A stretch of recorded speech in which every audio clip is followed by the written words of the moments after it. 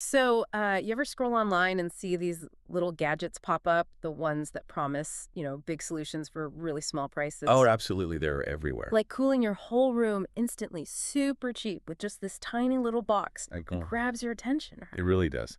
And, well, that kind of thing is exactly what we're digging into today. We're looking at the ChillWell Portable Air Cooler. Ah, yes, though. It's been marketed pretty hard as this revolutionary low-cost fix instead of getting, proper air conditioning.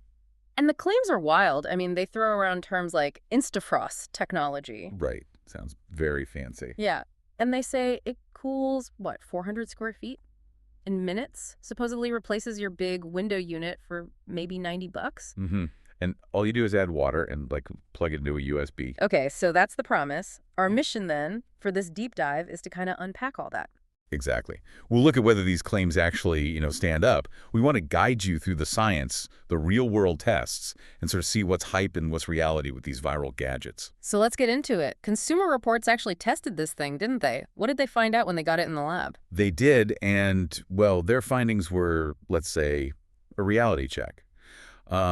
The interesting thing is the ChillWell basically works just like any old evaporative cooler. Okay, evaporative cooler. What does that mean in practice? It means its effectiveness is really, really limited by humidity. Hmm. It only works well if the air is already very dry. Ah, Because, physics kind of gets in the way of the marketing claims here. Evaporative cooling works by blowing air over wet pads or filters. It cools the air slightly, yeah, but it adds a lot of moisture back into it. so wait. If you're in a place that's already humid, like much of the country in summer, Hmm.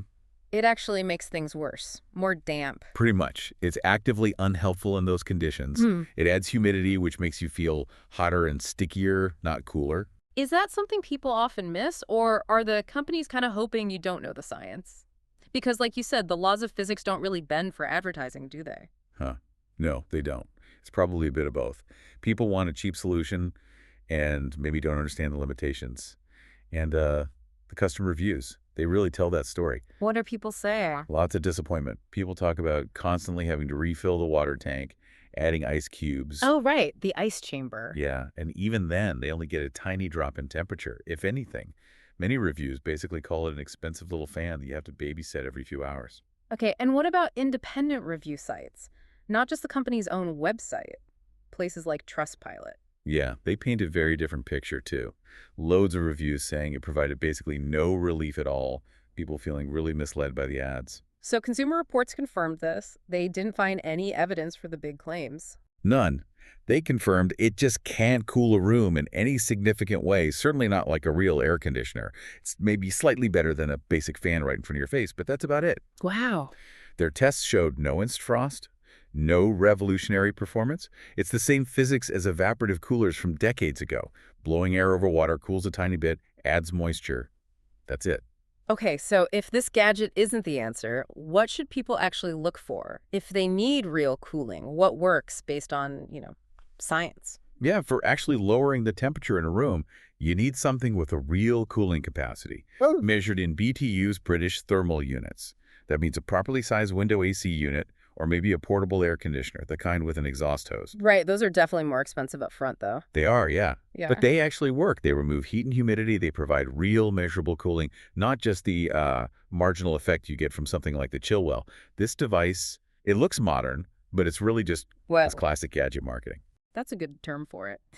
So I guess the key takeaway here is pretty clear. The ChillWell looks sleek, makes big promises, but it's basically just an old school evaporative cooler in a new box. Exactly.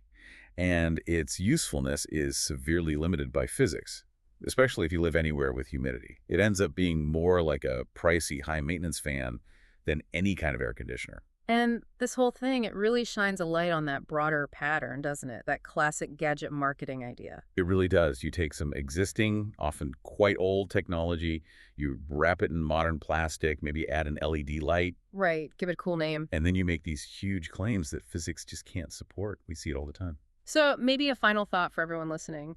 Next time you see one of those ads for a revolutionary gadget, especially if the price seems too good to be true for the problem it solves, Pause for a second. Yeah, pause and ask yourself, is this really something new and groundbreaking? Or is it maybe just an old idea dressed up in fancy packaging? What questions can you ask to try and figure out the real story behind the hype?